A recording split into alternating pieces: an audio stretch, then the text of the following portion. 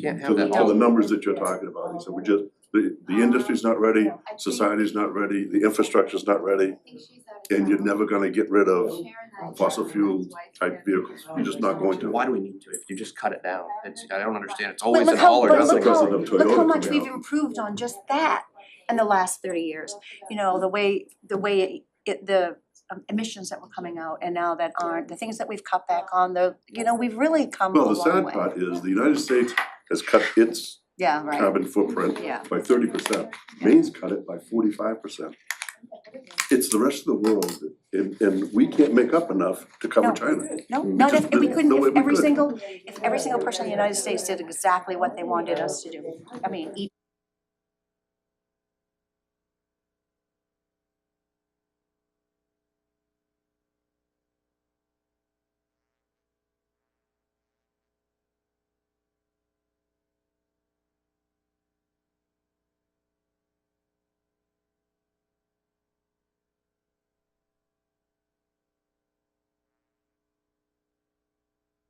Oh, he's not? No, take your pen back. I just got kicked. Take your pen back. Yeah.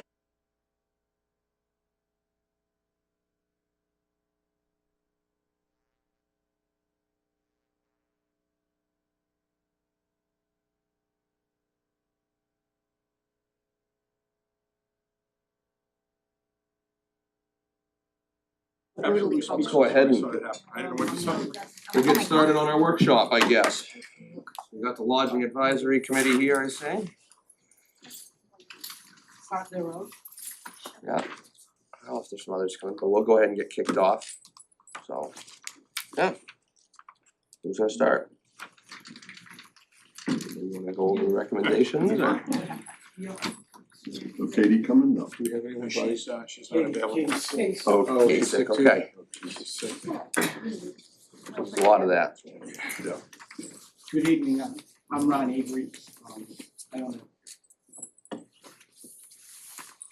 housekeeping cottage.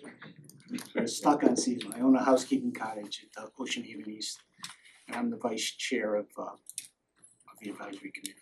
So I'm here to pitch in for Katie. Excellent. Well, why don't you take us over some of the work that you folks did? Well, the major task, I believe, from the Board of Selectmen was the application, both new and renewal. It was discovered during the process that the renewal application only asked 3 questions. It was also discovered that there are places changing hands and not reporting that they're changing hands and they're just renewing under the existing application. And there's really no way to catch up with that. I mean, it's, we've talked about that in the future, we're gonna need to work with the assessor's office so that as soon as they get a change of deed and whatnot, that code enforcement is notified and then for a new inspection and whatnot. So anyway, it's a lot more detailed. I would say we looked at this probably from 38 different directions before we put it forward. I mean, we looked at it upside down and backwards. A lot of the, more information that would help in the process. As you can see, there's now 18 questions from the original 3. are we, do you Yeah, wanna- yeah, it's a back can and we forth ask a workshop. question? Yeah. Okay. Yeah, that would probably be easier than me trying to explain what you're looking for. No. Yeah, I do have a couple of questions. The first one is what you just brought up. And in here, I didn't notice it, I know you have who's the management and who's whatever, but has this been a change in the last 12 months at all? Is this in the last year? Is this management changed? I thought we did ask that question, to be honest with you. Cause I didn't, okay. Um, I know that here you say management company, management contact, on-site, yes, required. I believe there's has anything changed in the last 12? Has anything, but I think maybe specifically has the management changed, or even here where it says property management company, maybe Yeah. that's where it should be, Well, actually, current and, um, yeah. yeah, but we're talking about ownership, not, because a change in ownership is actually what triggers a new inspection, not a change in. Okay, but you were saying that it changes hands and you don't even know it because they Yeah. go in under the other.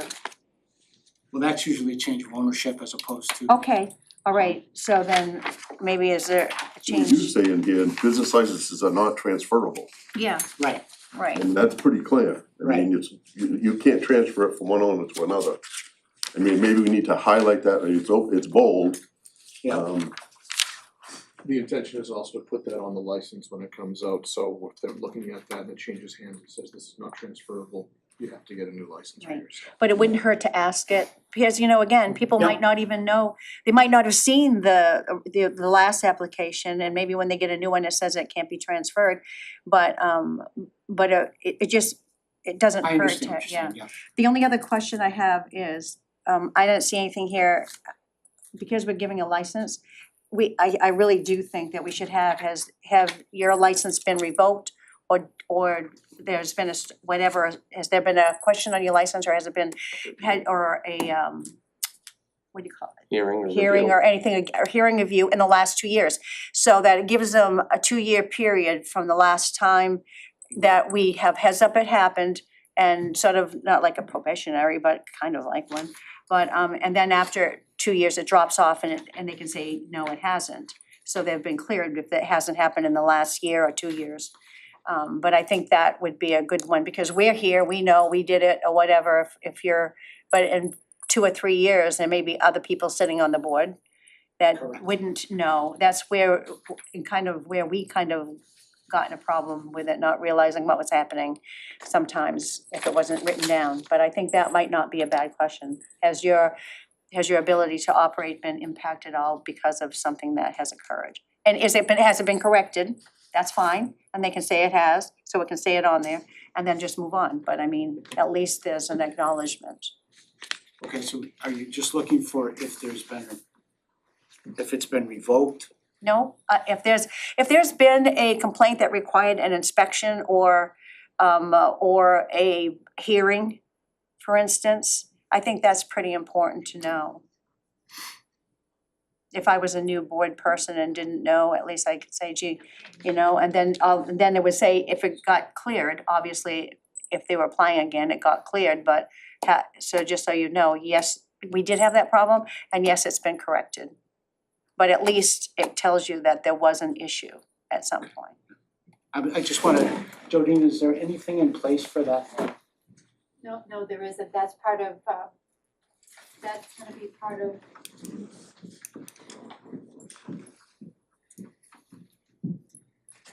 That will be part of the next step moving forward, is how we review the licenses when they come up for renewal. And what's gonna be the criteria for that? In other words, are we gonna ask for police reports and fire reports when we look at renewals to make recommendations moving forward? Those are some of the things we're also gonna be looking at. Okay, but that's not gonna be on the application, but do they know that that's coming? What do you I'm mean just by that? saying, I mean, if a person's coming in and they're filling it out, Oh, and okay. you know what I mean, at least they can say yes or no, but you will Before we have, start, yeah, yeah, we can add that. yeah, Yeah. just so that they have to, because they should know too. Yeah. I mean, even if it's a new person or know what, I think a new owner should say, yes, we saw that and we corrected it, or gosh, we didn't know about that. We must have a log of those, don't we, Jodine? If there are any licenses that have been suspended or, do we have a log someplace in town that We don't have any that we've ever done that I know of. so the ones that we just did with, It's the first time ever since I've so been have here. have we created a log for that, maybe, or? We will be, I mean, we're recreating everything we're doing as far as licensing is concerned. Cause I mean, I'm just saying, whoever reviews the lodging licenses could always grab whatever that register is. Yep. And say, okay, X, Y, and Z have had, and this was, Yep. It's very well rather documented. than rely on the owner or the, No, but I think that the owner should be, I really do Yeah. think that would, I- that they should say yes or no. And if all of a sudden they get information, you can say, gee, you know, you didn't know about it, but guess what, there has been a problem in the past. Because if you're gonna determine their license based on something that happened in the past, they should know upfront that that's gonna happen. You know, this is what's gonna happen, and this is, you know, and this is the criteria, rather than be blindsided. Not everybody is as Right. upfront Well, with the- what happens when But things. that's the thing, that criteria still needs to be developed. Right, that's true, that's right. So the just a yes or no question on whether Yeah. you've had. Has Will been be good enough subject for to the suspension application. or revocation, is that Yep, what we're yep, looking or for? here, yeah, Right. that resulted in hero, whatever, but it Yeah. hasn't been, you know. Right. Just So one of the things that, and I'm skipping ahead a little bit, that the committee is looking to do is to get in together with town staff to discuss each one of these applications before it comes to this board to make recommendations.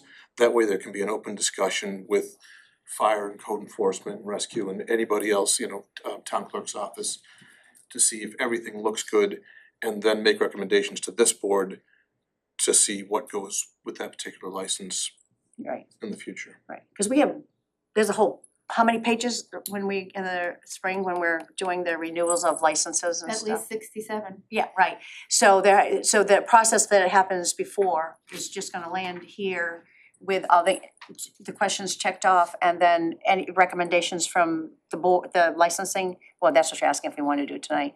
But if, say it was from the licensing board, or the lodging facilities board, and code enforcement and everything coming forward, so chances are 95% of them will be fine. There may be a small handful that get questioned, but everyone goes through that same process. That's What, now, Scott, you had mentioned the idea of having that board meet with town staff, so what would that be structured as? Because my concern is adding another standing committee or board or whatever to the town of Wells roster. I think there's probably too many of them as it is. The majority of the folks on this committee are from the lodging industry, and I think that they're excellent. They're very thoughtful, they're determined. They wanna make sure that we don't get ourselves in a situation like what we've had in the last year or so. They want to dedicate their time to this, to making sure that the industry is regulating itself properly. So, and it's been very educational for a lot of them as well. It's, you know, different things coming up, saying, geez, you know, I never thought of that myself. It's been one of those things that none of us have had to think of for a long time, so now that we're getting into it, we're kind of educating ourselves, seeing what code and fire and the police are looking for. And it's becoming clear also that the town clerk's office, that these paper applications are a mess. They're following up with these people because there's questions that aren't answered. That, you know, there's information that I think the town would benefit by providing to these applicants that they may not know. If at some point we can get to an online system to, you know, allow more interaction, require everyone to fill out every single question, and then have some interactivity with, you know, some of the state and local regulations, that would be a positive thing for the clerk's office as well. And if I could touch on your question to Scott about another board and whatnot, it really would be this committee. It wouldn't be another one, because most of the people that we would have to speak to about if there was a question about these licenses are here at our meetings. Right, and You know, code enforcement, fire, police, so the the town clerk. the lodging has been similar to the solid waste. It's been there, but it's activated as needed, is my understanding. But as far as my question pertains to, would this be set up now as a standing board or committee? I would have questions about what that would look like. Would they meet once a year or twice a year, you know, or for a period of time like the budget committee does, or? Well, on an as needed basis. Right, annually. Well, yeah, Well, annually for the licenses, Right, for the but I- licensing. it's also, I don't wanna get ahead of, you know, we were here for the application, I mean, that was, my understanding was Right. the task from the Board of Selectmen was to come up with this application. There's still a lot to be done. Oh, yeah, absolutely. There's still a lot, I mean, we gotta look into ordinances and everything, so we're gonna, I would say we're gonna meet pretty regularly for the next 6 months anyway. And then moving on, I mean, depending on how far you feel we should go or how far it has to go to correct a lot of these problems. And I didn't- After that, it would be an annual to review these. I didn't necessarily expect an answer tonight, but I just wanted to raise it, just as you folks are deliberating, that would be a point of concern for me. And we don't need to get too caught up on it. And, right, and honestly, we don't really wanna have a 3-month process for people's applications to go through for renewal for a lodging license. If they fill out all the questions in there, yes, unless something is flagged by somebody, it should be moving along pretty quickly, otherwise there's gonna be a cost to it. If you have 4 or 5 hours of the code enforcement's time and 2 or 3 hours of another department's time, that's a cost. So, Absolutely. yeah. So, regarding your question, John, the condo committee is a standing committee according to the charter. And Scott and I did discuss that a couple of weeks ago. Instead of it being called the lodging committee at the time, since condominium type of development was being done at the time, that's why they called it probably the condo committee instead of the lodging committee. So it kind of already does exist, but as you said, it does not meet on a regular basis. Well, the budget committee's a standing committee too, Yeah. but their charge is limited in nature. And that, I guess that's where like I said, I don't necessarily expect an answer now. It's just food for thought as everybody's talking, that again, I would be looking for a very clear definition and sort of laying that out very rigid, what that would look like, just so it doesn't sort of morph down the road on its own without the town sort of steering it in that direction. I don't think necessarily anybody now would do it, but would think 20, 30 years down the road, just that it sticks to its intent, that's all. Other than that, I think this is very well done for the time frame that you've been working on this. I mean, it's very organized, it addresses a lot of things. I liked your list, I liked the way it was laid out. I thought the whole thing was very, very well done. I think this is a great draft. Just a few things that, we might wanna see, but This is good. I thought it was One of the good. issues I was wondering is on the condominiums, when we say that we need the following information from each owner. And I'm wondering if we should ask for the mailing address as well. What number are you on, Bob? Under condominiums, Page 1 of 2 down at the bottom. yeah, page 1 Oh, and 2. yeah. The bottom is when we talk about, please attach to this application a list of the unit owners with the following information for each. Full name, contact information, which could be address, but it doesn't say it. Email address and phone numbers listed by unit number. And I think having the mail address, because some of these places are supposed to be motels.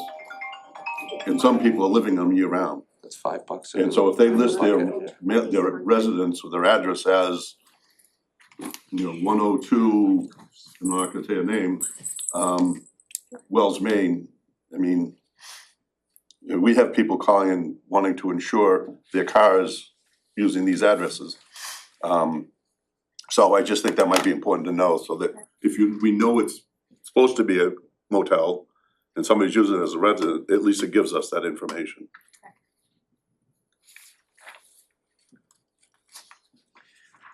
Was there any discussion around the cost per unit for what to charge, total due for the application? $10.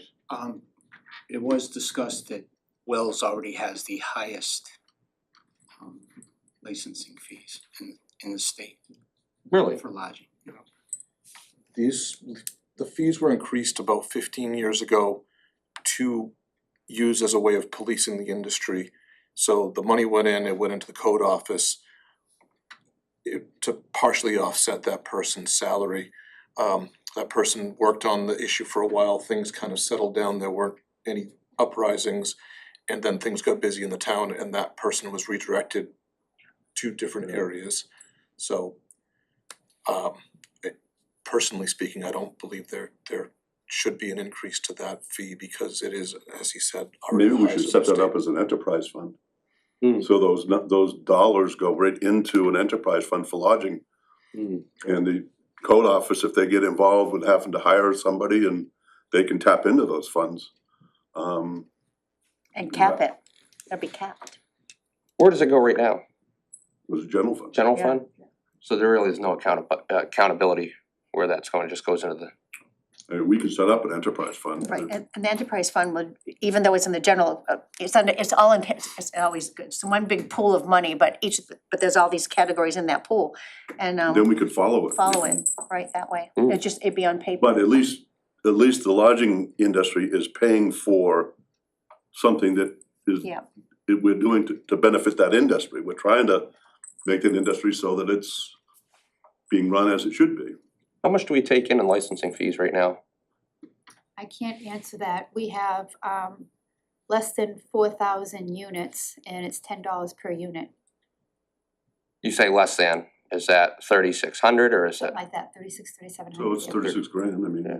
Yeah, right on your collar, yeah. And if you went to this proposal for $500 for any new license, I mean, that's an additional, so you might be drawing $40,000 a year that could go into a enterprise fund to fund any kind of work that we may have to do, or, So we are reviewing licenses through other communities throughout the state to see exactly what they are charging for licensing fees on all business licenses. Since we're opening that bucket up, we're seeing what the licensing fees are for every type of business that there is. So we can report that back, so you know exactly where the town stands for what it is charging for fees. So you can determine and make recommendations on what you would like to do.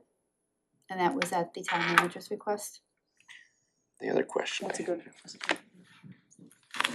So some of these places have site plans, but, and I may have missed it on here. Said ask that, Okay. it does ask that. Do you have one? If you have one, where is it? And if you don't have one though, that's where I was getting to with that. Is that considered on here?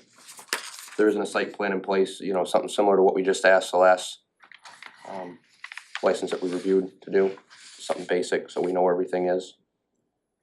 there was an as-built Yeah, plan. yeah, or, you know, whatever it may be. It says if no, call the code office, and the code office could say, all you need to do is provide an as-built plan, Sketch. a sketch of something, and that's what we do with restaurants, and, Yeah, right, they just. you know, they just sketch it Old out. and businesses, same thing. Let us know what it's doing, it's.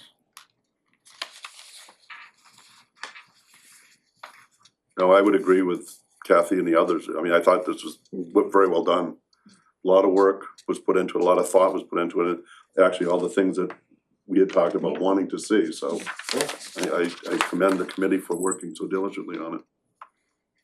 I mean, just to follow up on what Scott said, we have an excellent group right now.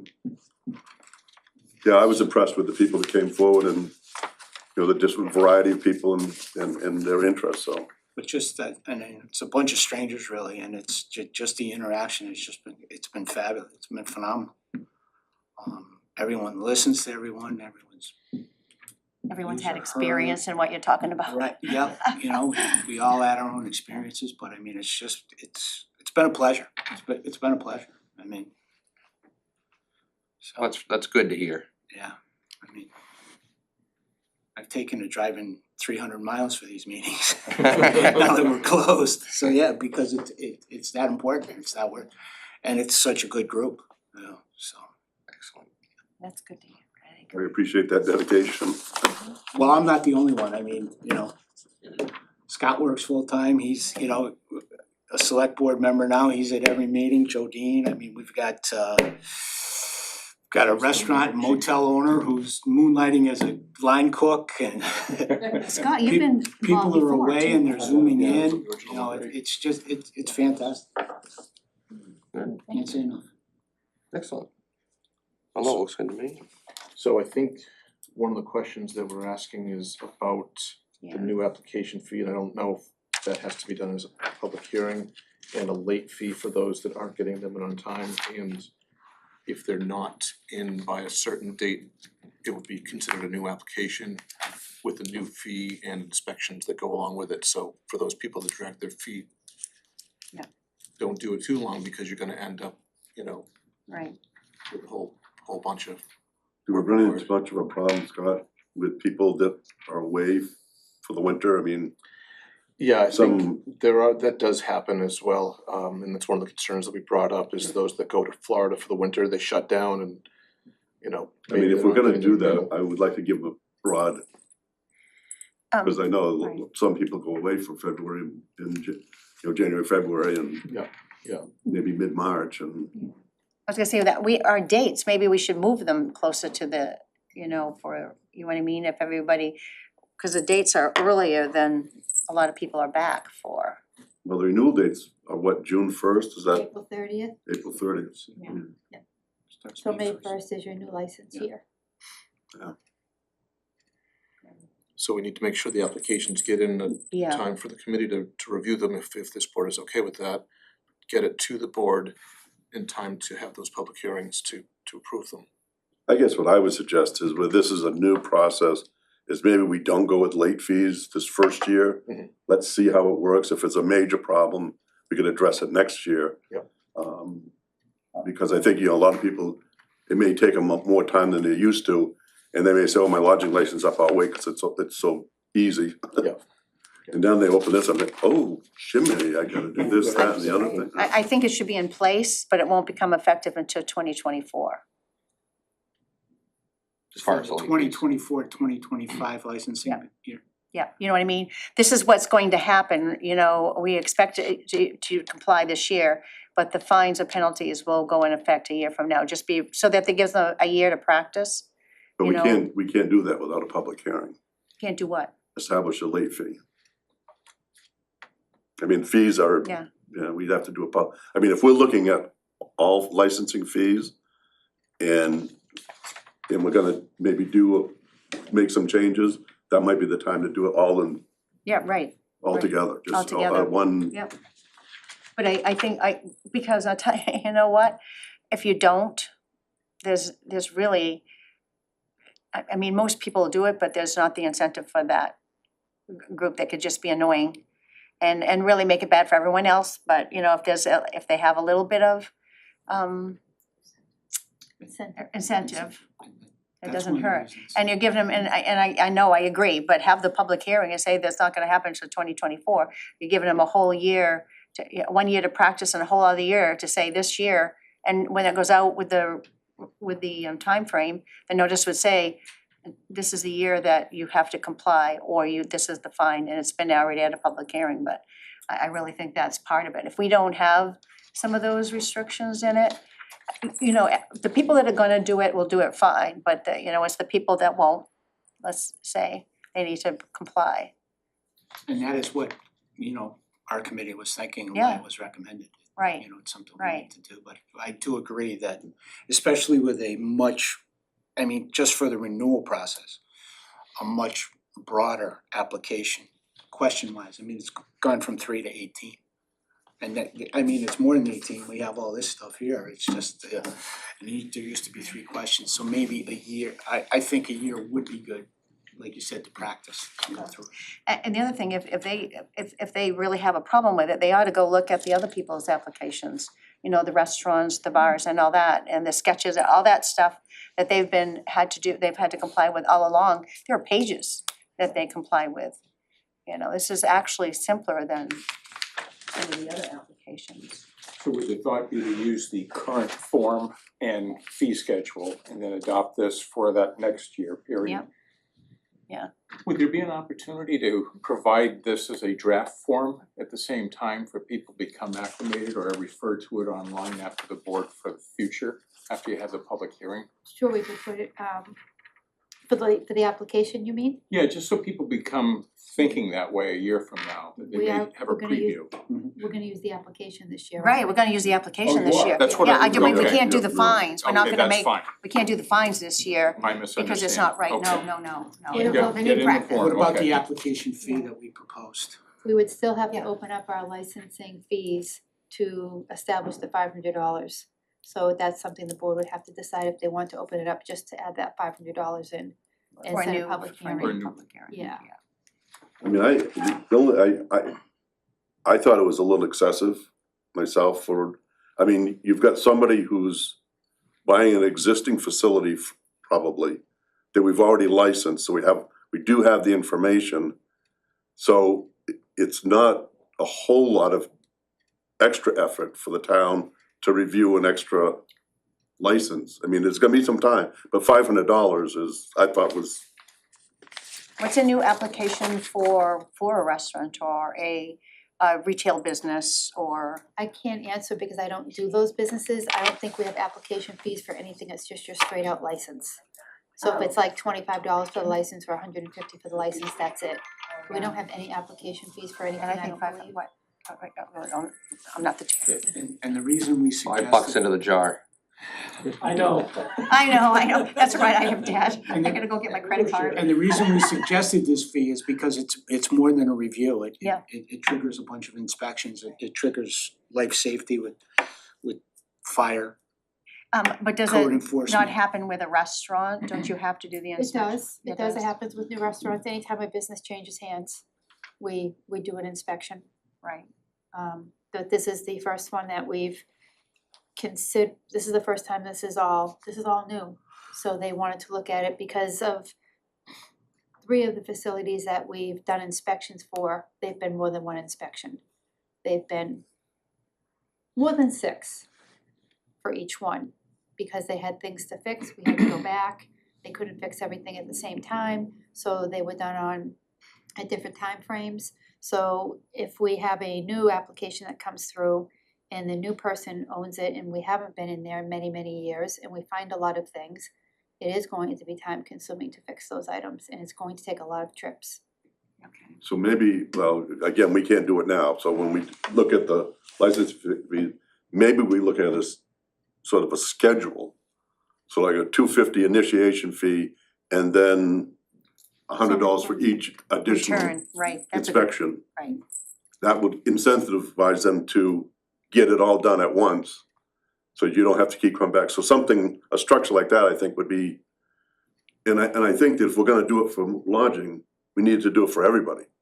So as we're looking at our fee structures, I mean, I think if we're gonna do lodging, we should do it to restaurant. I mean, if we're going out and doing this, I think we should have a similar fee structure for new applications for that and an additional amount of money for each return trip that needs to be made. That's a good idea, to have an initial like $200 or $250 and then $100 for every return. And, Cause you know you're gonna do an initial inspection, yep, but, right, and if everything's good, everything's good. that's fine, But if you're going back 4 or 5 times, yeah, they should pay. Okay, that's a good idea. okay, well, just work on that part. No, I just was gonna speak to the rationale that we used for the high fee was because that historically we learned that there were licenses that were going between family members or, you know, that people weren't being forthright. So we thought we wanted to kind of take a big bite out of it so that it has a significant impact and would help people to, you know, if there was a new license, you know, maybe someone did buy a new place, but the place hasn't been inspected for a long time, as Jodine said, and we were concerned about the cost. Yeah, I mean, I think, and again, I think if we do it for one business, we need to do it for other businesses as well, but again, if it's something that's clear cut and easy, $250 probably is a reasonable fee. But if you're gonna go back, charge every time you're gonna go back until they get it clean or get it Yep. approved. Okay, I mean, that's just my thoughts, but I think it's, okay, we'll work on that. So, and I mean, I'm looking at, this is great, and I like that, and it's just a thought, and I understand that we're gonna be discussing it at some point down the road, but we don't make an Airbnb get even a home business license. The hotels and condos fill this out, but they don't even have to have something like a carpenter working out of his house does. Nothing, absolutely We nothing. do nothing with that. We do nothing. And so that's an ordinance that Mike and I are working on independently that you task us with.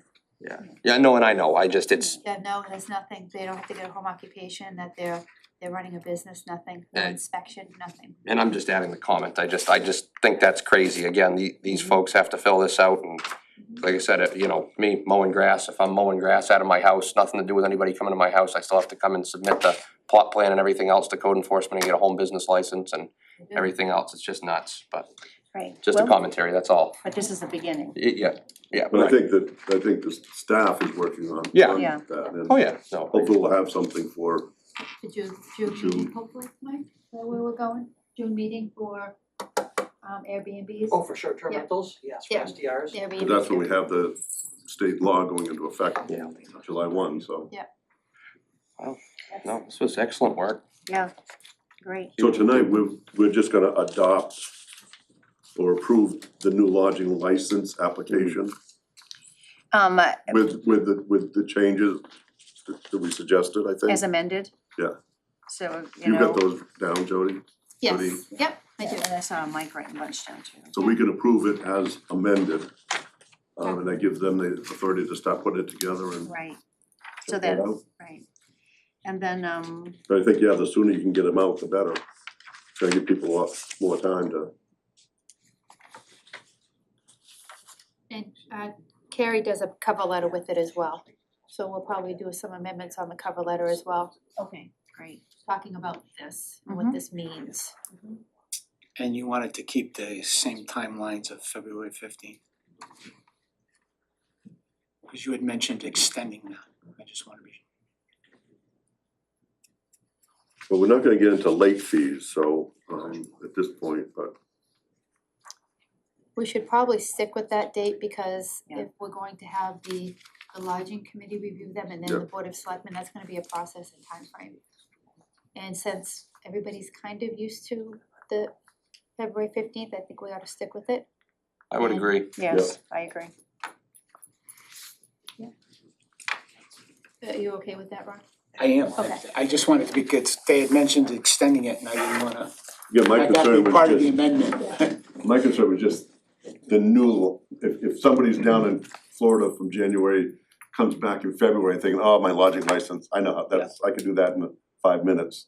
Then they open this up and all of a sudden they're going, holy, so it just, there will be a shock factor, but It's still not that bad though, I No, don't they'll, think. and they'll get the No, notification, is that what you send out in February, or do you send out the I mean, most of the information they should have, I mean, even the condo, so I mean, you must have a list of your owners and Oh, yeah. all the information, that's Yeah. fairly easy to Yeah. to generate, so. Yeah, we have a directory of owners that'll just, cause it'll come to me, cause I'm the president now, so this application should come to me this year. Yeah, I mean, I looked at that information, I said, oh, that shouldn't be that onerous, I mean, most places will have that info. One of the things A that spreadsheet became of some clear sort. with the town clerk's office was even with an application that had 3 questions on it, there were a number of them that came through unanswered. And then they had to chase people down to get the answers. Maybe someplace out there you say must be completed in full, To be considered. to be, yeah, right, to move forward, to be, right? might just put that in a, If at some point we can get to some way of registering this online, a program that would require them to answer all the questions and submit all the documents, I think it would be a lot cleaner and a lot easier for the clerk's office. I mean, I think that would be the next, the Right. next task, Yeah. but Yeah, I'm not sure how complicated that is to put that sort of thing online, but I mean, is the town clerk's office set up to do the online application? Not yet, no. There I is a mean, they're not, do program- they do it, yeah, Yeah, there is a program through Munis that we're looking at, yeah, as well as Intergov. We haven't opened that up to actually look at it, but we've got the ability through both of those programs to do something. and put your format in that you. We hope so. Yeah, right, I'm so- not gonna promise you that up front. But you know I what, would just like getting to. people used to filling out these questions, even if it's on paper. And just say the paper, and the town clerk won't accept it if every question isn't answered. I mean, that's not and unreasonable, I maybe in mean, the cover letter that you send out, that's where you put it in there. yeah, because, I mean, they can reject it if they get it and it's not complete, if they flip right, it over. you know, just say Yeah. no, this, Yeah, and but it send it wouldn't hurt back. to put it in the Right. cover letter too. Right. After you send it back a couple times, they'll fill it out. I thought it did, I thought Yeah, it's on the app form above It is on the authorized app that it signature, needs but to I be agree. complete. But it's Put it it's in right the in the, letter. I agree to, and Yeah. you know, how many people so if I think even putting that in the cover letter would be helpful to save a lot of time for the clerk's office and everybody else to scramble trying to get the information. And plus it covers the town clerk to say, no, we're not gonna, you know, and they don't have to, just send it back, it's not completed. There's a lot of places that you do things and that's happens. Highlight them and back Yeah. it goes. Isn't it an in-person turn-in? No. There's your solution. What was it? Oh, I don't In-person think they could turn-in, you handle to turn that. in your application, you actually go to the clerk's office. Give them the application, they look it over real quick, it's not filled out quickly, there you go, come back when it's filled out correctly. I mean, cause you don't wanna set people up for failure either here, you don't wanna take it and then it becomes, or they mail it in, then it mail it back to them, or you gotta. just trying to. Right, with clear block letters that says every question has to be answered or it will be rejected. The trouble is, and I agree with you, that would be a great way to do it, but that means the town clerk has, no matter what they're doing, when the person walks in, at their choice, there's, Yeah, and Yeah. we used to do it on, like concealed weapons permits. They would just drop them off, whatever, and half the stuff, they'd have the wrong application, it would be something, so now they have to make an appointment and they have to meet with an officer and make sure it's all filled out correctly, take the photo, everything. And we have none of that anymore. I mean, my concern would be, again, if somebody's away for the winter, I mean, they get their mail forwarded down to their place where they're living, they fill it out, they get the information, and they, I mean, it'd be, if you're down in Florida, wherever, it'd be hard to, especially coming back by February 15th. But I mean, Yeah. I think well, maybe try it this way and then maybe that would be this the- first year is gonna be a learning Oh, curve. yeah, not, At the end of this, I think we're gonna probably have another recap meeting and say, oh, this went well, this didn't, what can we change, what do we need to make for adjustments? Plus, at that point, hopefully we'll have their email address, we can email the application back and Right, with the highlighted areas, you didn't fill this, and this out. I mean, that. I know it's that- gonna be time consuming, but it is what it is. But again, that's why I think we should, at some point in time, vote on whether we wanna do an enterprise fund Mhm. that gives the code office access to that. you know, honestly, that should happen anyway, I mean, I can't mean, we that write was that into the meant budget for process that. this year? Just Yeah. move that? yeah, Yeah, we can. We should, Sure. absolutely should, 100%. Should have been done in the first place. yeah, yeah, Perfect way to do it. And that way, That money shouldn't be you know, going towards signs Jolene of the had beach or somebody that says, something. look, I'll work overtime to get this done. She can pay him the overtime out of the enterprise fund rather than her salary. Well, Her even if- salary account. Even if we had a seasonal position that opened up or something down there to help them out. That could fund it be that as way. well, so we should put that on the budget agenda and I think do it. Then I think if the logic folks get a little antsy with some of the stuff we're doing, we can then say, look, all the money you're paying is going to an enterprise fund strictly for the lodging industry. Cause that's what, I mean, when we said that to the harbor folks with the marina or the moorings and stuff, we said, all this money goes to support the harbor. You know, so. the recreation, that's Yep. another prime example, all your fees. So go it to does, the- I mean, it right. helps if you're dedicating that money to the people, to service the people who are using it, so. Yeah. Or benefiting from it. Absolutely. I mean, And those places already that's- pay property tax and that's Yeah. going towards the general. And that's what it was intended to begin with, so. Okay. Great, perfect. So, just to be, so you are going to approve us to review these license applications this year, or? And we could do that, if we can make that change to their mission statement. We don't have to have a public hearing for that, because we created it. Yeah, we can change that. I don't think we could do it tonight because we didn't post it, No, but right, I No. think if we put it on for the next meeting, Around the Yeah. we But, could right. just approve the corrections or the additions to the mission tasks. I just wanna make sure that the selectmen, the board, knows what's all going on, because, so that we're not, all of a sudden one day, it's in our lap because there's been an issue and we have no idea what's been going on in the meantime. I think we need to be part of that. I know you're gonna come in front of us and present us with your recommendations, but we need to understand what your process is too. The fact that Scott's your liaison. Might be- Yeah, that helps a lot. And that's the way it used to be, when we Yes. originally had it. The lodging committee would come before the Board of Selectmen, and we had a liaison to it. Mhm. And their recommendations would be presented on each one of them, so. Yeah, right. I think that system worked well then, Absolutely. and I think it certainly could work well now. I think that's a great idea, as long as we get informed. Cause then we had actually had well, we can clearly a define when we discussion have the discussion. about too. each one of them, Right, exactly. rather than just list them off and say, yes, now there's gonna be a full process. Can we get that on the next agenda, Mike, that we, For the mission change? yeah, Yeah. Yes, it's already. excellent, thank you. Good, thank you. And are we also gonna continue our work on some of the other charges of looking into the ordinances, and Absolutely. so we should continue to schedule meetings and begin our work on that? Yeah, I mean, I think if there's any ordinance changes that you folks look at and see, just know that there's a process to get them on Yep, the absolutely. timeframe, Right. so I wouldn't try to take too big of a bite. No, Maybe identify a couple that you think are really important and work on those. Because the time frame starts getting pretty tight around April 1. We don't have to go to town meeting for this. No, I meant for, if you're gonna change any of the ordinances, Oh, okay, if for 145. So the committee's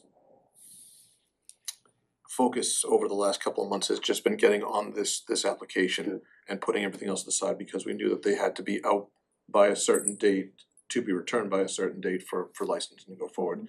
So there's a list of things that I think that the committee's ready to jump on, it's just, Right. I think it's great. I think it's, Well, and maybe what could happen too is maybe the Board of Selectmen could take some time and see and consider between now and the next meeting if they have any ideas or things that they would like the committee to look at with section 145 and just make that recommendation at the next meeting when we discuss the redoing the mission statement. Is the schedule laid out in 145 on how that works? Like February, and is that, no, that's not laid out, that, That would be actually in 150, oh, okay, but there is a, kind of. yeah, Yeah, it just talks about the application process and April 30th is the licensing cycle. It's very vague. right. So if you are looking, that would be to make sure that that works for getting it in and completed, and eventually we will have a late fee or whatever. And so it would be really important to have that in an ordinance, if that, this is the date for this happens, this is the date that happens. And I think that's something that would be really good to look at. If you're interested in looking at some of those ordinances as well, I'll send you the sections that would be relevant for you Mhm. to be Okay, acquainted with. well, I'm sure, that'd be helpful. knowledge is always a benefit. I mean, I'm gonna lean on the committee's Yeah. expertise, the knowledge of the industry to guide us, but it'd be nice to at least know where we're gonna be dabbling in. I can do that. would this board like to do another workshop with the committee to discuss the charge going forward? I don't think we need to, I think you guys have a good handle on what needs to be done, probably more so than we do. I mean, you know where the issues have been. I mean, Scott, you know the big issues that have come up to the Board of Selectmen over the last, fire safety and then, tenancy and all that, as far as we look at things like that, That's the big question is I think that's the piece that scares us the most is the life safety aspect of things that haven't been looked at. You look at the Red Jacket situation up in New Hampshire last year, we certainly don't wanna see that happen here, but at some point, we're gonna have to get eyes on some of these things to make sure that basic life safety is being taken care of.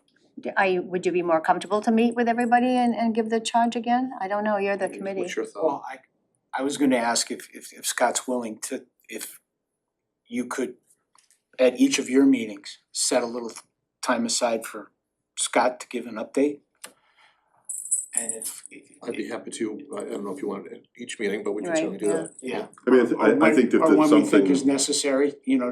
Scott as our liaison could give you an update and see if we're following the charges as the whole board Right. thinks we should be, or if we're veering, or if there's other things they want us to do, and then have another workshop if necessary. Yeah, or even if you schedule a workshop out in February, I'm saying, at the beginning of, it gives you a time frame to meet and get stuff together, and then if you have, moving forward, if that's too late or something, I think that might be I something. think if you're starting to hone in on some Yeah. ordinance changes, Yeah, I think that's a good time to sit down and talk with us. These are the things that we're looking at. These are things we think are important and this is where we're going.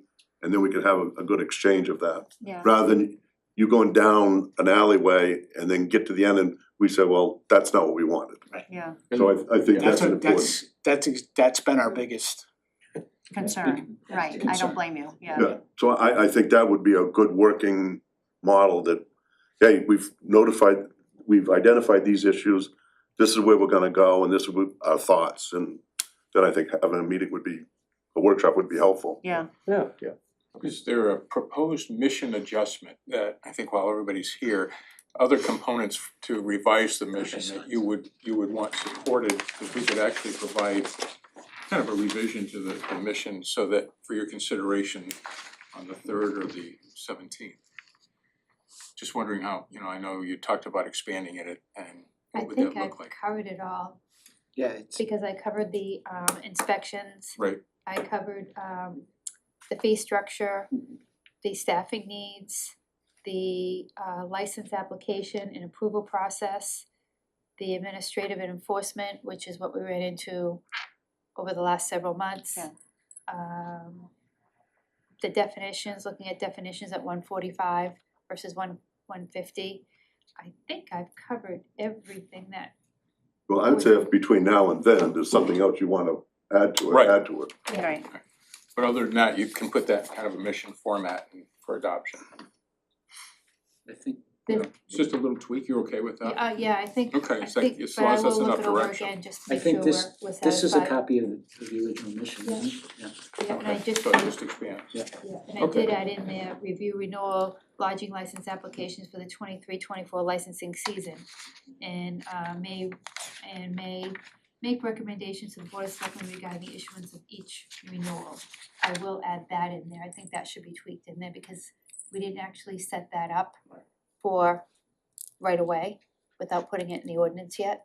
Okay. I think that should be So we in can there. cut that into the agenda for their Yeah, consideration. I think so. The only thing I would suggest, and no slap to you, but I think in where you say the Board of Selectmen have appointed Scott D. Felice as a liaison, but this is a mission task, I would say something like the Board of Selectmen shall appoint the selectman as a liaison representing the board. Okay. I'm certainly happy that Scott's there, but again, if this is sort of like you identify the fire chief, police chief by position, not by individual, so I just think that would Right. make it a little more formal. Okay. And Scott is still gonna be the liaison. Yeah, you can't get away from it. Well, this also covers it for down the road too, when the boards are Yeah. different. Yes, right, exactly, right. Good job. Absolutely. Well, anything else? Is there anything else from the board of selectmen? Well, appreciate you coming in and all your hard work. Thank you. Came out good, and we'll look forward to meeting with you again. Thank you. Merry Christmas, everybody. Merry Christmas to you as well, thank you. We'll take a brief recess before we get started here at 6 o'clock. I think there's some right. Reed, if you wanna just Just around the corner, there's wanna not. just kill the sound for now.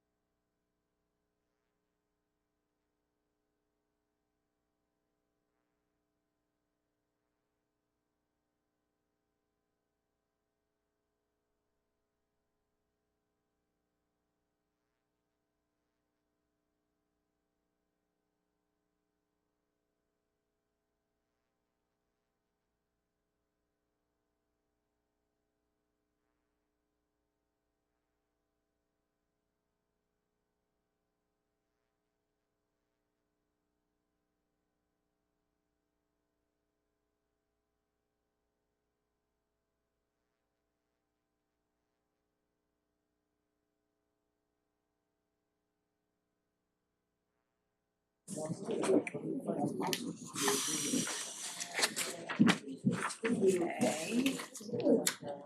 is gonna be an interesting, I'm interested in this one. wear All right. We were talking Well, it's 6 PM, so we're gonna go ahead and start off with the Pledge of Allegiance before we I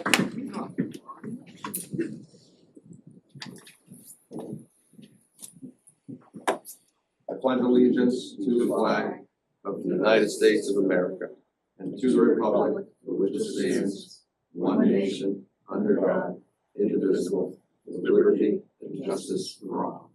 Thank you.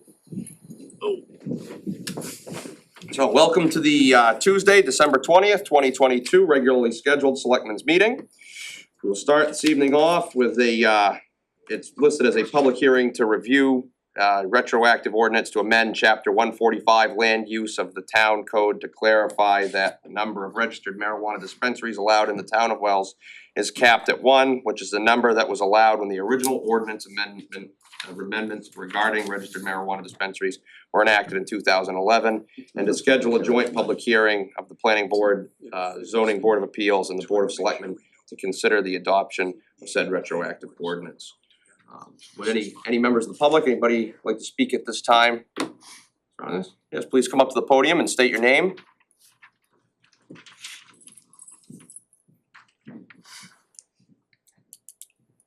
Hi there, I'm Jesse Lorai, I work for Hazy Hill Farm, and I'm a representative for them, I'm the administrator for the company, and we have a site plan in motion right now for our facility that we plan to have on Route 1 on 1614 Post Road. And we just wanted to voice our concerns that, you know, the retroactive could cap and limit the amount of licenses, which would obviously put us in a disadvantage, and we wouldn't be able to open our facility. And we're a local company based out of Portland, Maine, and we'd like to bring some, you know, quality medical cannabis down to this area. And respectfully, we just hope that this would be held more to a town meeting for a major code change.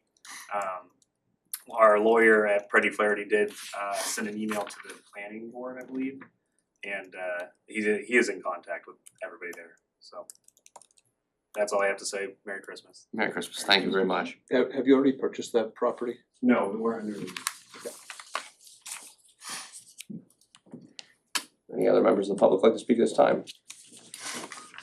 Please state your name if you could. Yeah, hi, my name is Joel Pepin, my first time in front of the select board here in Wells. I am owner of Jar Cannabis Company, and my business is interested also in the agenda item tonight, discussion about the retroactive ordinance. My company has recently identified a parcel of land in town that we've kind of been working on for the past 6 months. Under the town's current ordinance, which would be zoned correctly, allowing for a marijuana dispensary. We actually just recently acquired our lot a couple weeks back. And so I've got concern about a retroactive cap. You know, I'm aware of the discussion that the town's gonna be having tonight about it, and to me it feels a little bit of a reaction perhaps to Hazy Hills site plan, which I think was submitted to the town just before the last meeting where this retroactivity was discussed. So, you know, I'm again just here to voice my concern and suggest something other than a retroactive cap for one. I don't feel as though a monopoly to the medical patients in the greater Wells area for just one dispensary option is really fair to the people, or fair to local business people like ourselves and myself and Hazy Hill Farms, who are local and are successful in other towns operating medical establishments. My company submitted a site plan yesterday through our developer who intends to develop the lot. Included our proposed use of medical dispensary here in town. So again, to me, the way I read the ordinance, it seems as though it was never used in the term dispensary as a singular word in the town's ordinance.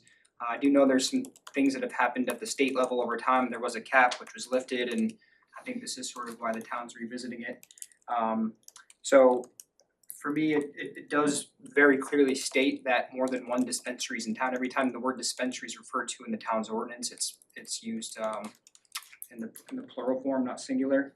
And so I've got concerns about you know, a retroactive change and how that would impact our interests. Thank you. Thank you. Yes, please state your name for the public. Hi, my name's Bonnie Heptig. I'm the sole owner and manager of the 1616 Post Road LLC, which is the property owner and the landlord for the proposed Hazy Hill Farm. I have signed a lease with them. I thought long and hard about it. I actually am an abutter. I live right there at the property. I have invested much treasure and time in redoing that whole property. I mean, I don't know if anybody remembers, but it had been neglected. It looked like a haunted house area over there, overgrown. I've tried to clean it all up, painted, fixed every square inch inside and out, all those buildings over there. And I just really feel that this company is experienced. They run a first-class operation, security. I know there's, all kinds of requirements. They like the fact how close we are to the police station. I have actually worked as a registered nurse in the past and a licensed attorney. So I come from this couple of different areas, real estate. I know the medical marijuana helps a lot of people. I run a tight ship. I try and run a tight ship, all my properties in this town and other towns. I'm not looking for any nonsense. I'm not looking for any criminality. If I didn't think they'd be a good neighbor, I wouldn't have signed the lease. If I didn't think it was, and at the time it was a legal, approved code zoning use. So just hoping that everything can move forward. Any questions, please let me know. We have lots of parking over there. I'm just hoping and don't think there will be any issues. Cause like I said, I have to live there as well. Thank you. Thank you. Any other members of the public like to speak at this time? Is there anything online?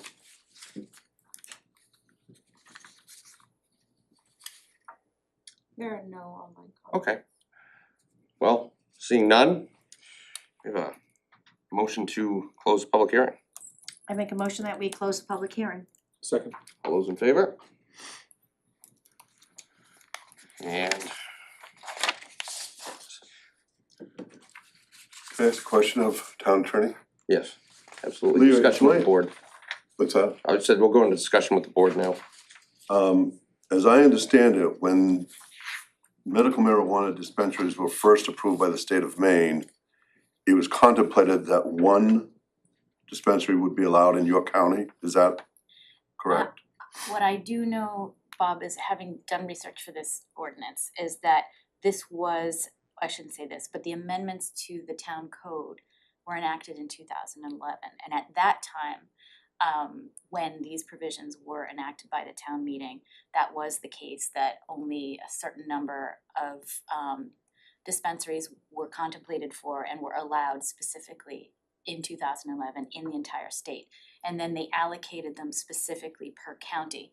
And so in 2011, when these ordinance amendments were enacted, only one was permitted in York County. Was that, could that be said also when the state changed their language on this? Was there still one allowed at that time, or were there? Well, I think that I think that the town's regulations were premised on what the state had enacted at that time. I don't know specifically when the state enacted that, but I know that at 2011, when the town adopted these things, that was what was allowed. Well, I mean, when it changed recently, that it Oh, no, changed definition. When it's, the recent changes do not have a cap. No, I understand that, but I mean, just prior to that, was it still one in York County? No, they had gradually allowed the numbers to increase. How much was it I asking? can't tell you that, I'm sorry. But our ordinance never changed. Correct. So our ordinance in 2011 and today says at most one registered marijuana dispensary or standalone registered marijuana dispensary would be permitted in the town of Wells. No, I think what the amendments are is to clarify that at the time in 2011, when the town enacted its regulations, that in 2011 only one was contemplated. The town of Wells ordinance does not specifically now state that only one is allowed. But what my understanding is that, you know, the point here is to clarify that at the time these ordinance amendments were enacted, that only one was allowed at that time under state law. And so that was the specific intention of the voters when they voted these particular requirements in. But the clarification that is being requested or that I was asked to draft is to clarify that, you know, that was what it was intended, that was still what is intended. And, you know, come town meeting, if this board wants to put forward the question to the town voters, they can do so. But under that town charter, as we discussed, that provision under, I think it's section 212, allows this board with the majority approval of both the planning board, the zoning board of appeals, the town code enforcement officer and the town planner, if they all believe that clarification is necessary, then this board is authorized to enact an amendment to clarify. And the specific language in the charter talks about to provide clarification in the administration or enforcement of an ordinance. Thank you for that clarification. Sure. When exactly did the state lift the cap? When was that? Is that 2021, 2022? It's been a gradual release of the requirements and the prohibition, I shouldn't say prohibitions, but on the caps. I can't give you an exact chronology as to what happened and when the numbers changed, but right now there is no, I think the cap is what the market dictates. Right, It is, but I don't know, John, I wish I could tell you chronologically when exactly those various, I know at the outset it was, like I said, I think it was originally 8 or 9 per county, and then it gradually went up, but not by much, and then the cap basically of late has been repealed. And that was about 2022, 2021? I'm thinking 2021, but don't hold me to it. Last fall, 2021, around this time last year. Do you know how many it was allotted to York County prior to that by any chance? So it was 8 originally, I think back in 2009, 2011, separated, I believe, by the health districts in the state of Maine. Just to be clear, when you say 8, you mean for the total, the state? Licensed dispensaries, correct, for And the it's state. not per York County. Correct, Yes. for the state, correct. Was it at that last fall as well? Or had it gone up gradually for the health district? I mean, I'm just trying to understand, There were 8 that were licensed back in 2010, 11. They might have took different timing intervals to open. When Wells saw their first, which I think was sometime in the last couple years, that wasn't an expansion above 8 at that time. I think it was a relocation of a different location for them. yeah, they went to adult use in Lewiston and moved their license for the dispensary down here. So I think what we're seeing is where our companies have had the chance to go get dispensary license since the cap of 8 at the state level have been removed. Thank you for that information too, by the way. I just don't agree with this. I really, these folks are making plans based on our ordinance. It's medicinal marijuana.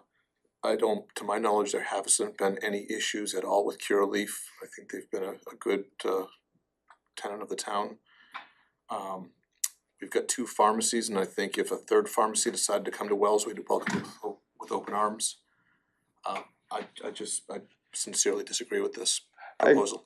I agree with you, Scott, just, if the number had been more than 1, I probably would have agreed with it, just because I would like to see some sort of regulation similar to a liquor license, obviously those are capped in town. But as far as 1, I mean, that's just, it's moratorium, and I'm not supportive of that. I think it's unfair, you said you already purchased your property, right?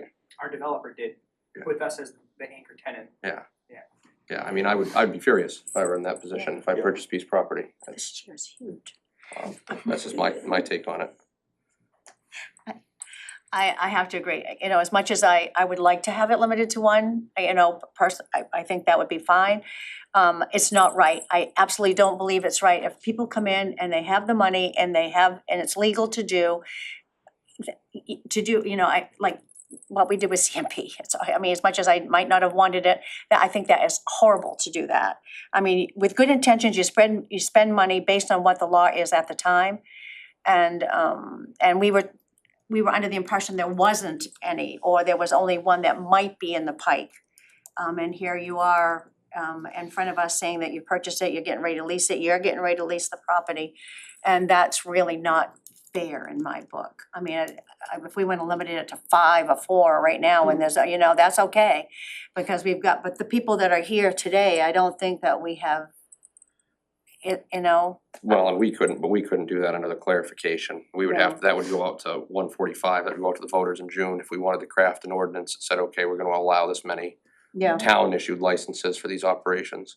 yeah, you can do that, but I mean, you can Correct, put correct. in front of the I think people. that's right, And I do. think, yeah, As far as the clarification piece, when we were talking about the clarification, I think that was rooted in what was on the minds of the voters at the time that they enacted, but to say, okay, 5, that's not a clarification, I agree with you. no, there'll be a change.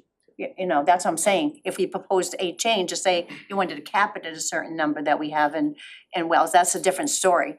But to be able to come in now, I mean, I thought that'd be fine, we could do it, if there wasn't anybody in the pike already, it wouldn't, you know, no harm, no foul, you're just gonna put that forward.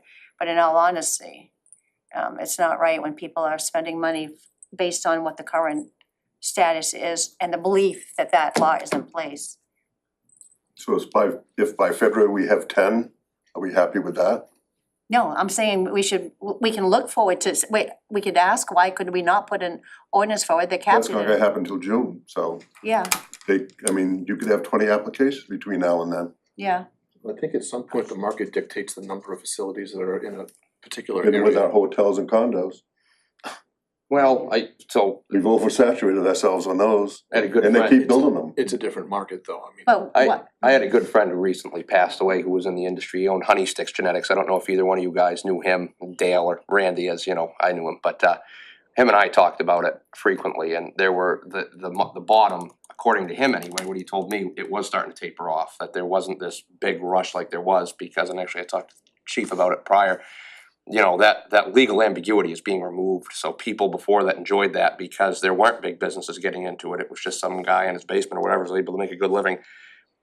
They have to run like a business now, and the market has become, there's more inventory, there's more people doing it, so obviously supply and demand, it's age old, it's just not gonna be the cap. Yeah, I mean, and take a ride down Route 202 in Lebanon. Yeah. They're everywhere. Well, and Elliott, well, as well. I mean, and no disrespect to you folks, I do not wanna see Route 1 in Wells become the Right. marijuana dispensary capital of York County. I agree with you, just like I wouldn't wanna see a liquor store on So I every think corner. that somehow, we need to do something to get a handle on it.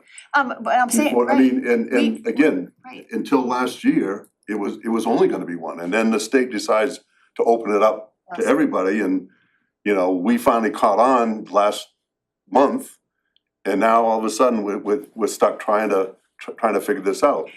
Now, I would not be opposed to trying to figure out a way that we limit it to anybody who's applied for or has purchased land to do so, but no more. Now, my question is licensing though, is that 145? Because we're just talking about licensing with the lodging, that has to go out to the voters, licensing? Let me select just board- be clear about, we're talking about not licensing from the state, we're talking all of Right, the town, but Right. my understanding was that we have some dominion over that.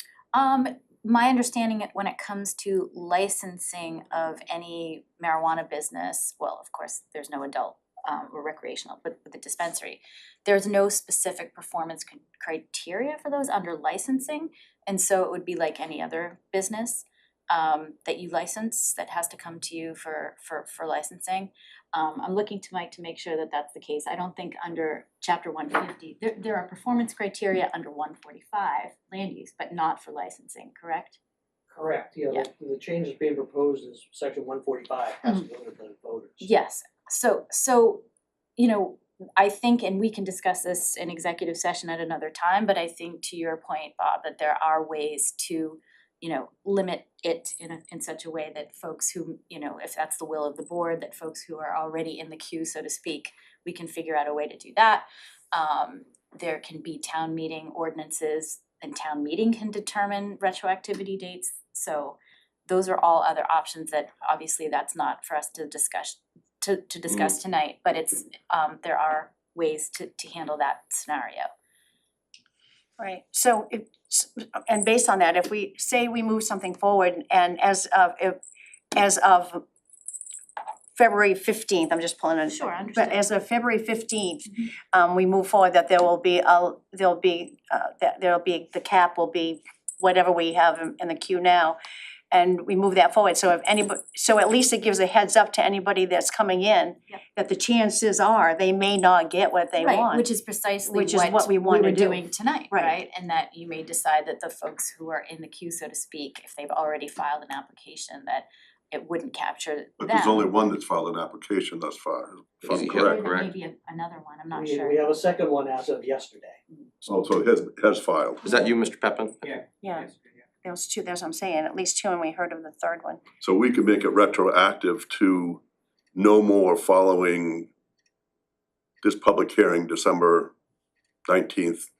Yeah, I'd have to get creative about that because the way the statute is worded is a pending proceeding, but I mean, what I don't wanna, there's nothing. when I leave this room tonight, I don't wanna have it open so that somebody can come in tomorrow, 15 more or coming 10 people tomorrow. can come in tomorrow, and here's my application, and I'm in the queue.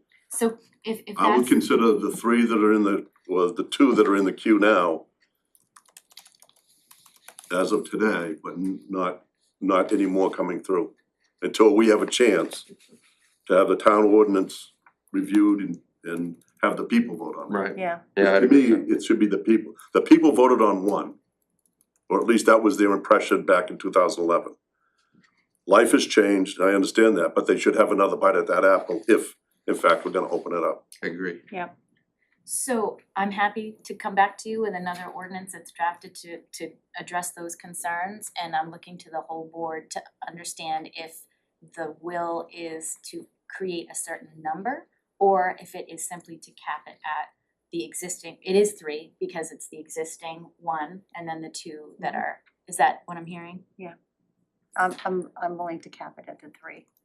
Well, I'm willing to just keep it to these Yeah. these ones that have already applied for new licenses, but no more until we have a chance to review our ordinances and make a proposed ordinance to the people.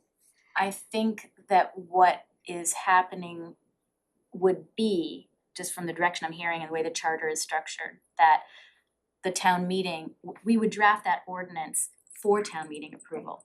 And it would have to be a specific number in the sense that this is no longer a clarification, so this board could not, at least in my opinion, it's not a clarification anymore if it exceeds 1, because, right? So if we're asking to have something until next town meeting, it would be a retroactive ordinance to be enacted by the town meeting that would apply back to, This date.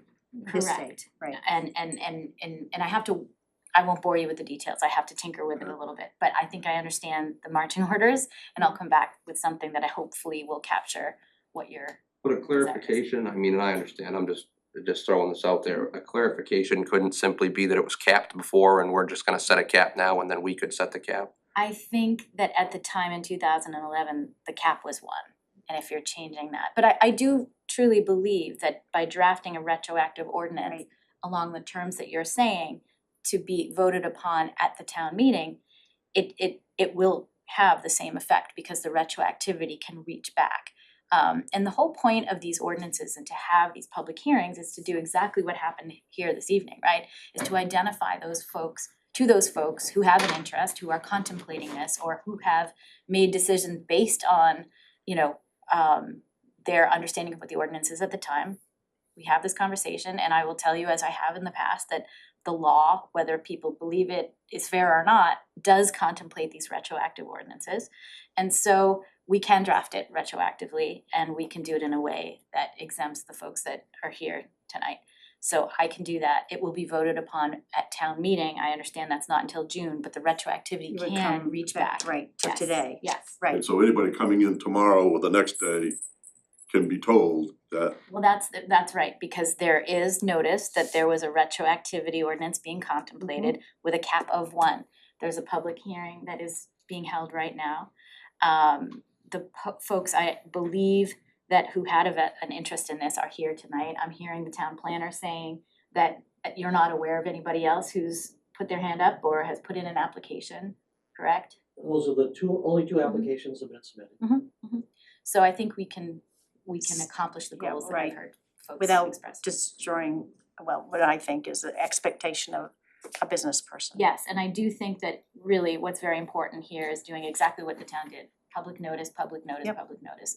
And whenever this next tweaked ordinance, so to speak, is being entertained, then once again, we run it up the flagpole and make sure that everybody who has an interest knows about it. At least it's posted in all the places it should be. If folks are calling, and often when people are putting in applications, they call the town planner, they call the code office. And when they call, it's important, and I know that you have an excellent, highly qualified staff that will notify them that this is in the offing. Heads up, and Yep. this is what's happening, Yep. yeah, right. Leah, just following up on John's question, is it necessary to go to town meeting for licensing changes? My, thinking about the charter, town meeting approval is not required for changes to chapter 150, which is licensing. So could we just draft up a change to licensing and say that the select board won't approve more than X number? I think that what you don't want to unintentionally do, and I'm just shooting from the hip, I'd have to think about it, but I think you don't want to have inconsistencies in your ordinances. I think that by doing that, we may unintentionally create a problem that we don't want to have, that is inconsistent with your land use ordinance. Right. And I think what we would do then is if the board wants to have special licensing criteria for medical marijuana dispensaries, we can think about that being part of the ordinance changes. Again, you don't have to put those to town meeting approval, but dovetail them so that the timing should be Why would it be consistent. inconsistent with our ordinances in your opinion? Well, if one says you can only have X number and the other doesn't have a cap, then that's inconsistent. One's regulated by the state as a medicinal product, one's not. That's what I guess where I'm getting hung up on. It's not the same, it's apples to oranges in my mind anyway. Maybe I misunderstood Scott's question, but I thought that maybe your question was, can we create some limitations under the licensing? Yeah, like a medical marijuana or whatever dispensary license, town issues, to have a dispensary in town. We don't have that right now. Could we make one? I guess what I was thinking was, Scott, and if I misunderstood, that you were saying, hey, can we amend chapter 150 to put some caps on medical marijuana dispensaries while we're waiting for the town Yep. meeting? My intention was to do it just through policy of licensing. So if we decide that the magic number is 5, it's there, it's in writing. Notice has been given that this is what we're going to do. There's 5 licenses available, that's all it's gonna be. but I think your zoning carries more weight Yeah. than your license. Well, we could do that too. Yeah, and I'm just saying there could be inconsistency, and we don't want to create any opportunity for folks to be confused or to have concern. And I think. Because in- this retroactive amendment that I'm hearing you talk about is going to accomplish that goal.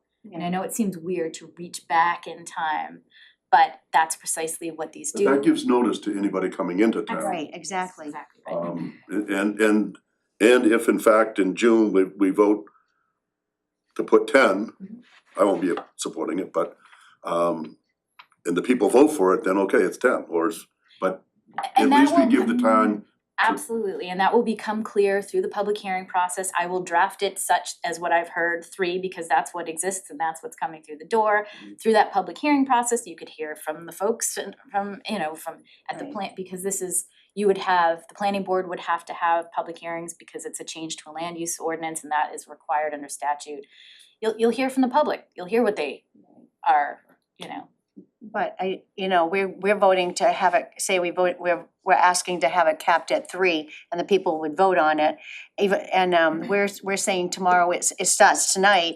And so, but we can't really have a town meeting vote until June. So we're just saying that's how it can be retroactive because, that's just the complexity of how we're voting. But I think it's better to have the people all vote on it. But there Because- is, but there if they is vote that it down- wrinkle, and we talked about this before, but what the issue is that there's that other provision, and you know what, I think these are conversations we should probably have Yeah, in executive Right, session. exactly. So either we can do that now, or we can do that at the next meeting when we entertain. Executive session?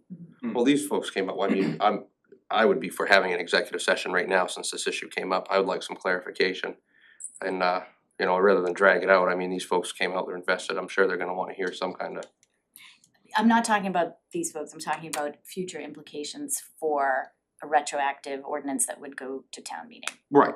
So tonight, what would we, if we wanted to do that, we wanted to exempt these folks using this document that we have in the public hearing, how would we vote, how would we do that? So I would just tinker with the language, talk about the effective date and whereas it wouldn't be a clarification ordinance, so I really do have to change it. It would be a retroactive amendment to the land use ordinance. We'd shoot this down, Well, you don't have to take any action on take it no action. Right, So no take action. no because action on this, But work on the next one. and just make a motion to instruct the town attorney to draft a retroactive ordinance consistent with the terms that we've discussed this evening. Now, and can we also include in that ordinance that it can, where it's going out to the people, but it's to preclude residential, commercial and be Right. GB only? Absolutely. Yeah. That's what we can sweep in all sorts of other changes. because we don't know where the new license is being proposed, what zone. Did you submit the license already? Yes. Are you comfortable telling us what zone it's in? I believe it's in general business, I believe it's zoned in a way that we're curious, is it? Yes, we have the application, so it's public information, it is proposed in the GD. Okay. Okay. Okay, so that we I don't have just- any problems with the other one. Just didn't know. No, I know, Okay, that's a all good right. point, Bob. But that was, yeah.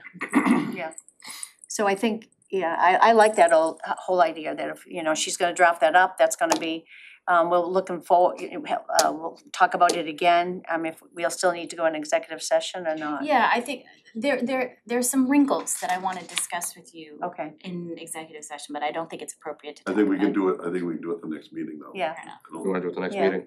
Yeah, I think as long as we can take care of this situation and just put a stopgap in place until we can really figure this out. And I mean, this is complicated stuff and it is, and I think that, I don't think it's productive to talk about hypotheticals and the concerns, et cetera, because that's something that I think the board should be aware of, but it's more appropriate to discuss in executive session. I agree, and these things are always tricky with that dancing that fine line, I can understand that, So perhaps I will have another draft for you at the next meeting and we can Okay. have an executive session to discuss the implications beforehand. Great. Is there any action the board needs to take this evening where Bob was talking about a stop date of today? Is there any action they need that staff then can I don't refer think to? so. I think I've that we heard, just instruct the town attorney to work on a retroactive ordinance, consistent with, retro back yeah. to December 19th Mhm. or December 20th at 12:01 a.m. yeah. And instruct her to Good. come back. Right. I think that'd be a good motion to make, then it's on the record, Yeah. vote on it. That's my, that, my right. opinion. And the other thing is, this is public, this is a public record. Sure. We're given heads up that this is what we're doing, so, And I think you just wanna make sure that, you know, the record reflects that no action was taken on this particular. I think we'd vote that take no action on this, and then we'll make make the the motion. motion Yep. to proceed. Yep. Okay.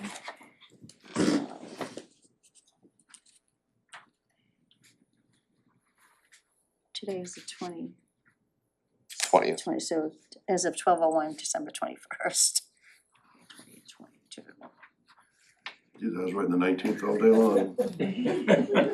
Wow, Oh well, I'm getting old. time flies now. Oh, I am A old. good jump I to old keep age. forgetting that. So, we ready for the motion? Yeah. Okay, I make a motion that we take no action on this article, on this item. Second. All those in favor? 4-0. Okay, I make a motion that we instruct a town attorney to come back with an ordinance that would be voted on at the town meeting in June that would reflect our desire to have a limited number of medical marijuanas, limited to 3 in the town of Wells. And that would become effective on 12/01, December 21st, 2022. Do we need to set that number right now? Can we continue that discussion towards the number a little bit later? Yeah, I mean, I can draft it in a certain way and then, If you wanna amend it, we can. We could always amend it that propose night, amended. but I mean, I think there's gonna be other changes that we're gonna wanna make, dealing with other aspects of this. This is just a general motion, yeah, and instructing the town that's attorney one to thing I draft will something. say is that what I am proposing to come back with next time is that retroactive ordinance back to today with respect to 3, you can tinker with that number. I also contemplate other changes Right. to the land use, but that's not going to be drafted for next week because No. that is a product of much discussion. But from a practical standpoint, when you're going to be putting questions to the town meeting anyway, I think you probably wanna keep them in bite-sized chunks anyway. Right. Yeah. Right, I mean, have 2 different 2 ordinances. or 3 regardless, Yep, depending that's on right. what you decide you Yep, want exactly, going that forward. might be better, and rather than have everything go down, well. So do we have we have a motion, do we have a second? Second. All those in favor? 4-0. Thank you. Moving on, thanks for coming out, gentlemen, appreciate the input. Moving on, we have a public hearing on amendments to the general assistance ordinance, appendices A through G. Anybody from the public like to speak on this? Seeing none, do we have a motion? I make a motion, we close a public hearing. Second? Second. All those in favor? 4-0. You want a motion for the next 2? Any board discussion on that?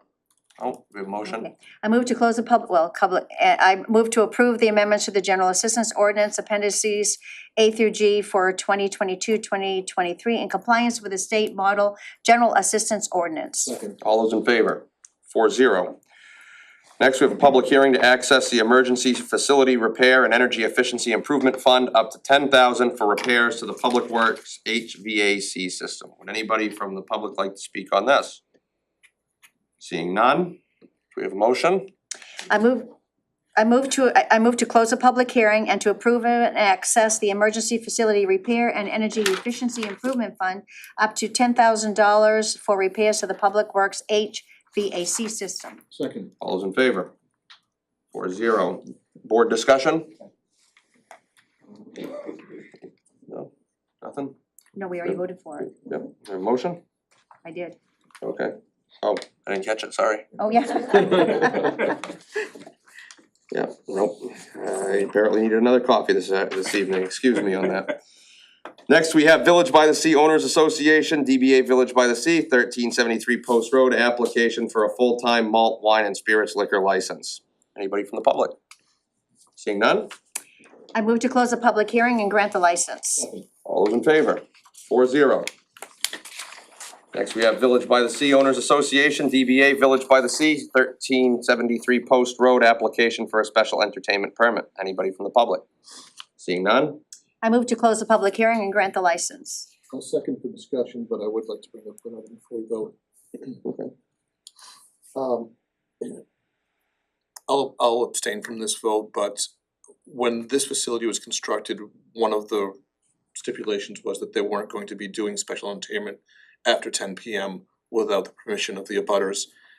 I'd like to see that continued. I can only assume that this is an oversight. They've been a fantastic neighbor. We haven't had any issues with them in the past, but management sometimes changes, and if we can tell that somebody's gonna forget a requirement, so. Our buildings are very close. It's a 15-foot setback, and we're both right at it, so we've got a line of rooms right behind that conference center. So is this entertainment mostly for weddings and receptions like that? Exactly, yes. Now, just procedurally, if you're abstaining, can you second? No. I can withdraw my second. Alright, I'll second. okay, alright. So we have we had the discussion on that now, so the 10 PM is not included currently in that right now? It's not. Okay, I don't know that there's provision in here for us to do that though. I think that would have to be the code office Okay, just heads up, that was a, on the site plan. yeah, I believe it is on the site We'll be plan. governed just by our noise ordinance, so no matter which special entertainment license you approve, it has to adhere to the noise ordinance, Right. whether it's on a site plan or not. I believe it is on a site plan. And that's just an added bonus on the site plan as well, that 10 PM is our noise cutoff for any facility in townwide. I mean, I think, I don't think we can do it through the license. I think we need to rely on the site Right. plan to dictate that. I agree. So I just, I mean, I think that, if they're complying, hopefully they will, but if not, we got a site plan. alright, excellent. Well, I have a second, do I, all those in favor? 3, opposed, abstain, 1, 3-0-1. Next, we have Nathan McLean, DBA Win Waste, 434 Harold Dow Highway, Elliott, application for a solid waste disposal license. Would any members of the public like to speak? Seeing none, I move to close the public hearing and grant the license. all those in favor? 4-0. Next, we have Nathan Gay, DBA A1 Environmental Service Inc., 107 Creditford Road, Wells, application for a solid waste disposal license. Anybody from the public? Seeing none, I move to close the public hearing and grant the license. all those in favor? 4-0. Next, we have Brian Marafa, DBA Be at Your Disposal, 20 Pierce Ave, Sanford, application for a solid waste disposal license. Anyone from the public? Seeing none, I move to close the public hearing and grant the license. all those in favor? 4-0. Next, we have Jeffrey A. Simpson, DBA Jeffrey A. Simpson Inc., 281 Jagger Mill Road, Sanford, application for a solid waste disposal license. Anyone from the public? Seeing none, I move to close the public hearing and grant the license. all those in favor? 4-0. Next, we have Troyano Waste Services Inc., 10 Phil Mike Way, South Portland, application for a solid waste disposal license. Anyone from the public? Seeing none, I move to close the public hearing and grant the license. all those in favor? 4-0. Nicholas Baker, DBA Jayco Disposal, 82 Cider Hill Road, York, application for a solid waste disposal license. Anyone from the public? Seeing none, I move to close the public hearing and grant the license. all those in favor? 4-0. Waste Management of Maine, 2000 Forest Ave, Portland, application for a solid waste disposal license. Anyone from the public? Seeing none, I move to close the public hearing and grant the license. all those in favor? 4-0. Casella Waste Services, DBA Pine Tree, BBI Oceanside, 19 Clear Zone Road, Sanford, application for a solid waste disposal license. Anyone from the public? Seeing none, I move to close the public hearing and grant the license. all those in favor? 4-0. Next, we have Christopher Farley, DBA Christopher Farley, 16 Pine Ledge Drive, Wells, application for a solid waste disposal license. Anyone from the public? Seeing none, I move to close the public hearing and grant the license. all those in favor? 4-0. And we're on to good news. So, anybody from the board? Mike? Just a couple of more recognitions for our police department. Chief Putnam swears she doesn't write these. But just someone who's writing to Chief Putnam to say how much they wish to thank her and her department for their continuing work and all the dedication of the police force and staff to keep our community safe and compassionate all year long. And then one other, recognizing Corporal Gailson. Thank you so much for taking time out of your busy schedule to share important information about such sensitive, necessary to know topics. The students commented on how much they appreciated you and your information. Let's do it again, and the letter is signed. But again, two recognitions that, again, to recognize our police department. Good news. Great news. And that's, since Tim isn't here, I get to say, brag about the Wells wrestling team. They're doing a great job, they have a great team, looks like they're really gonna be tough to beat this year, and we're hopefully that they'll work really hard, but it's so nice to go back to to seeing the wrestling, because I think that's such an important sport for a lot of the kids. And a good job for Wells Warriors wrestling team. Anyone else? Police across America came through. Oh, yes, that's that bump, yes. Yeah. Was awesome. That was impressive to see. Well, I'd just like to say thank you to the highway department. That storm that we just had was drawn out and messy, and they did a good job at handling it. So I just want to say thank you to our team over there. They did a nice job. Public's lucky to have them, so. All right, moving on. We're gonna move on to open to the public for the first time this evening for 10 minutes. We ask anybody looking to speak, would just keep it to 3 so everybody has a chance. Anybody from the public like to speak at this time? Seeing none? Anybody on the- No comments. Move on to current agenda items then. First of which is review and action on accounts payable and payroll warrants. Everything look good? Yep. All right, we have a motion? I move to approve and sign the accounts payable warrant dated December 20th, 2022, in the amount of $2,531,674.66, and the general assistance warrant dated December 20th, 2022, in the amount of $882.90. All those in favor? 4-0. Moving on to update, discussion, and action on committees, projects, issues, purchases, and personnel. We have discussion and action on conveyance of a fire pond easement to the town.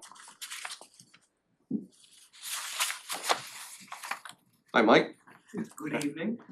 This is a request for acceptance of the fire pond easement for a project in town. It's the Villages at High Pine, the affordable housing project off Sanford Road. And part of their planning board approval included a conveyance of an easement to the town, so we get a public access to their private fire pond.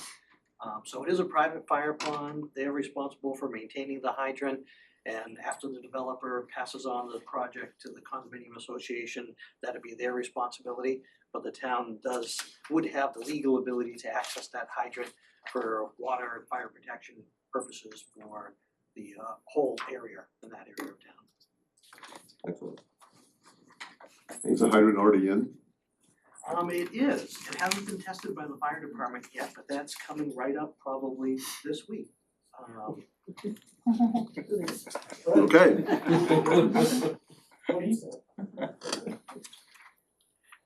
Thank you. Thank you, Mike. Anything from the board on this? Oh, we have a motion? I move to approve conveyance of a fire pond easement to the town. Second. All those in favor? 4-0. Nice actually to have a fire pond out in that area of the Yeah, town. it is. Yeah. Absolutely. And access, so that's nice. Oh, is Carol still here? No, no Carol. Alright. Hey, Mike, real quick while we're on the topic of fire ponds, I just noticed while we were up there, can we make sure that someone's plowing the High Pine Station? It didn't look like it got plowed the last round. Will do. Moving on to discussion and action to adopt the new lodging license application form. So. Mike, you wanna just give the public an update on sort of where we're at with that? The lodging committee, coupled with staff, did some excellent work to revise the licensing form for our lodging establishments. The board heard that during a workshop earlier this evening. And with a couple of minor amendments, I think that form is probably ready for the board's consideration to advance this evening. A lot more information provided, but I think it'll certainly position us as a town for much safer lodging facilities. Thank you for that, Mike. Any discussion from the board before we move for a motion? I just appreciate the work that the Logic Committee Yeah. with Scott's leadership on it. I think they did an excellent job and I look forward to their continued work on other aspects of the lodging industry. Absolutely, I appreciated the enthusiasm that I saw too and the Absolutely. commitment to it, so that's good to see that we got people with that level of care for it. Do we have a motion on that subject? Yep, I move to approve the new lodging license application form as amended during the workshop at the 12/20/22 Selectmen's meeting. Second. All those in favor? 4-0. Next, we have discussion and action on a proposed revision to the Lodging Facility Advisory Committee mission statement. So we had brief discussion surrounding that this evening. Are we gonna do that this meeting or do we wanna do that at the next one? Well, you mentioned you might wanna have come back to the Yeah. next one after a little bit, so we can schedule that for the 3rd of January. So yeah, do we wanna, let's just move on past that then and we'll move that to the next Just one. wanna table it. Yeah, let's move to table that if we can. I make a motion to table item C. Second. All those in favor? 4-0. Next, we have discussion and action to review and consider the landlord consent and estoppel certificate proposed by Littlefield Solar LLC in conjunction with financing for its Littlefield Road solar project. Who from the town is gonna come up and talk to us about this one? That's gonna be Leah, I can do okay. that. So if you Oh, thank will recall, a couple meetings prior, the board, it might have even been the last one, board approved the amendment to the Littlefield Solar area, the amended lease area. And this is sort of a follow-up on that. It's a standard document, these estoppel certificates are things that lenders, and here, as you can imagine, Littlefield has a construction loan. And so the financing entity wants certain guarantees and are asking the landlord, the town, and the tenant, Littlefield, to make certain representations. And essentially, basically that there is a lease, that they have the right to occupy the area, how much the rent is, those kinds of things. And it's, as I said, fairly standard language. I have gone back and forth with the attorney for Littlefield. I suggested some tweaks. They incorporated what we were looking for, and it's my opinion that this is a fair certificate for or a document for the town to sign, and that if you are comfortable doing so, that you can authorize the town manager to sign on behalf of the town. Thanks, Leah. I would, it'd be my opinion that we table this and review this and vote on it at our next meeting. I just not comfortable because I looked at my packet, I really, It wasn't in there. I know, and I don't, and This I has been have, revised as of late this afternoon. and that's fine. and I I'd like some have more all time. the faith in our attorney, Right, Yeah. but I do like to read these Yeah. before we Okay. approve them, so. So the topic will appear on 1/3. please, Okay, yes. thank you. We have a, The next meeting is the 3rd, is that what you said? I missed Yep. that, I'm sorry. The 3rd. do we have a motion to table? I make a motion that we table item D. Second. All those in favor? 4-0. Thank you. Next, we have discussion and action on updates, personnel, and committee assignments, resignation and issues. First, we have resignation of Dennis Hardy from the planning board. Next, we have resignation of Charles Anderson from the planning board. Both have done excellent work for the town of Wells. I've seen it in a couple of meetings that I've been through, so just Very long-term members. Yeah, Yeah, a long absolutely. time they've been on there. very committed, so big shoes to fill there. Yep. So anybody out there listening, we need people to apply for the planning board. Thank them both for their service. Absolutely. Do we have a motion? I move to accept the resignations and write letters thanking them for their service. Second. All those in favor?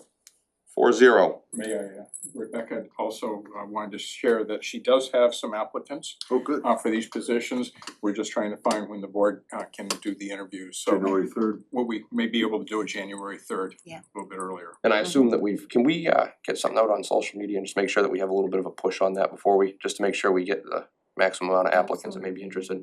Be good. Super, thank you. All right, thanks. Discussion and action to accept donations and bequests is up next. First, we have a $100 donation from Mary Jane Quake to the Wells Police Department. We have a $300 donation from Eleanor and William Andrews to the town of Wells for the Fuel Assistance Program Fund. A $300 donation from Michael and Karen Pardue to the town of Wells for the Fuel Assistance Program Fund. A $150 donation from William and Eleanor Cotter to the town of Wells for the Harbor Park concerts. We have a $25 donation from Sarah Windle to the town of Wells for the Fuel Assistance Program Fund. A $34 donation from various library users to the Wells Public Library. We have a $2,375 donation from Friends Supporting Wells Public Library to the Wells Public Library. we have a motion? I move to accept the generous donations and write letters of thanks to the donors. Second. All those in favor? 4-0. Moving on to discussion and action on approving minutes of October 31st, November 1st, December 6th, and December 8th, 2022 Selectmen's Meeting. Cindy, thank you for doing this. I know it was a lot of work. I hope you enjoyed your vacation, and I'm sorry you had so much work to come back to. We know, we appreciate everything you do for us, so. Anything from the select board on those?